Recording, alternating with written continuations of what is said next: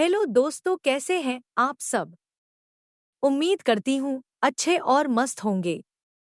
प्यारे दोस्तों, आज की कहानी है 5 जुगाड़ू बहुओं की दिवाली सफाई। हर साल की तरह इस साल भी दिवाली के आने की खुशबू के साथ ही काम का बोझ आ गया। त्योहार में चमकती हुई सफाई हर किसी के मन को भाती है, लेकिन इसके लिए मेहनत की सच्ची लगन की भी जरूरत होती है।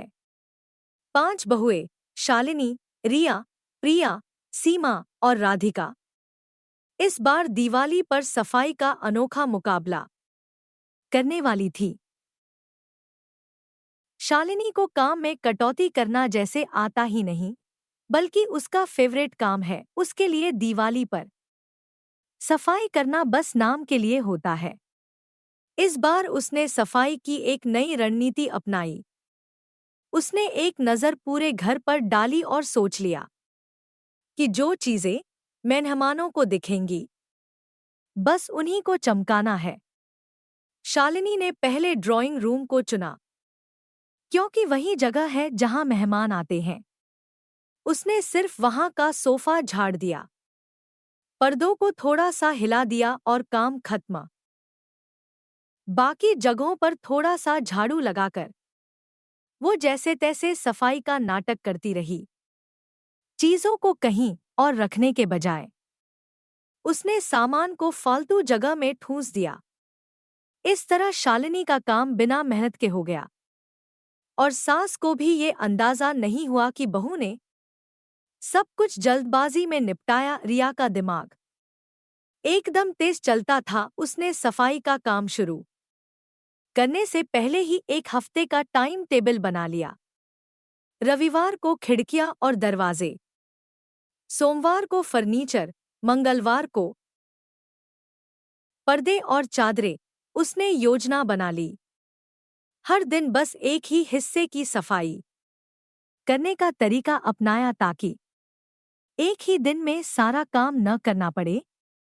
रिया ने हर दिन थोड़ा थोड़ा काम किया और बिना थके पूरा घर साफ कर लिया।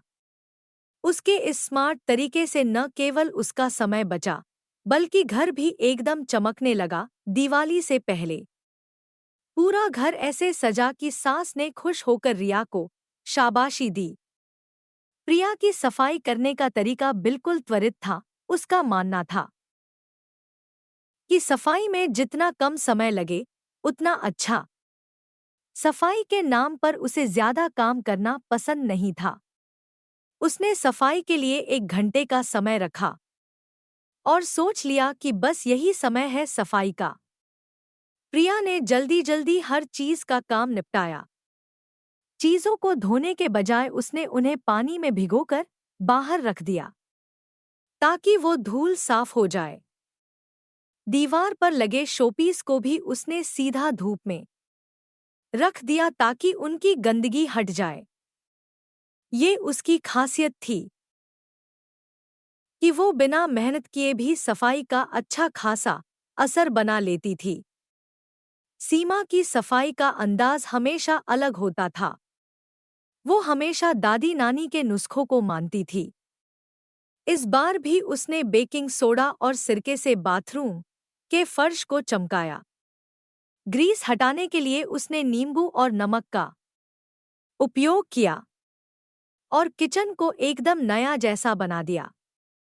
उसके नुस्खों ने बर्तन तक चमका दिए और सभी चीजें एकदम नई जैसी लगने लगी। सीमा की मेहनत और घरेलू उपायों ने उसकी सास को इतना प्रभावित किया कि उन्होंने अपने दोस्तों को सीमा की तारीफ करते हुए उसके नुस्खों को भी बताया। सीमा के पास एक तरह से सफाई का पारंपरिक जादू था। राधिका के लिए सफाई एक बड़ा काम नहीं, बल्कि दिखावे का जरिया था। उसने सफाई में ज्यादा मेहनत किए बिना घर को चमकाने का तरीका निकाल लिया था।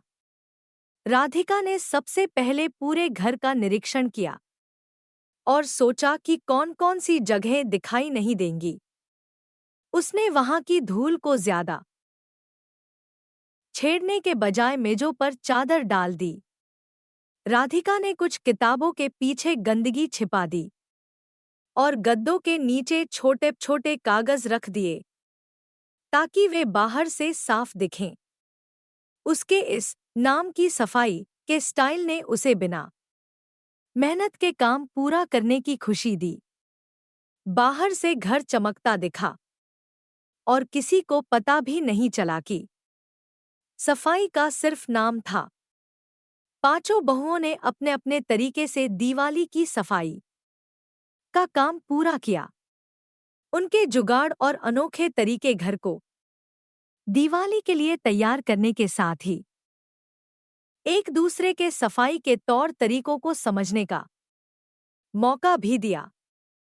त्योहार का असली मजा इसी में था कि सबने अपने अंदाज में सफाई की और घर को रौनक से भर दिया।